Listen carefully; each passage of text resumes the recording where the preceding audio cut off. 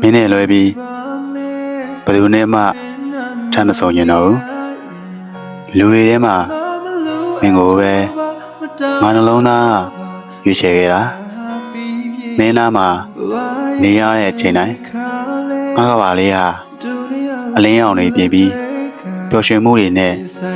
လာပါနေတယ်မင်းရဲ့အတန်လေးမင်းရဲ့ပြုံးလေးတွေက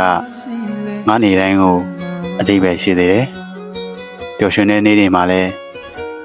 မင်းနဲ့အတူပြတ်တန်းခြင်းသလိုပင်ပန်းတဲ့နေ့တွေမှာလည်းမင်းလေးကိုပဲကင်ထားခြင်းနဲ့အနာဂတ်ဆိုတာမမြင်ရသေးပေမဲ့မင်းရှိတဲ့နေရာတိုင်းကိုပဲ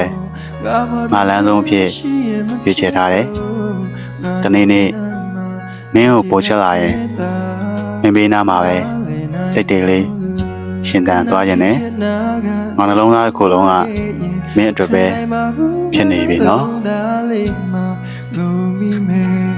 ရင်ထဲမှာခံစားရတဲ့ချမ်းသာပါနဲ့အေးခုနေပါမယ်မင်းနာမနေရရင်ဘာမှမလို့အတော့ပါမတောင်းတတော့ပါ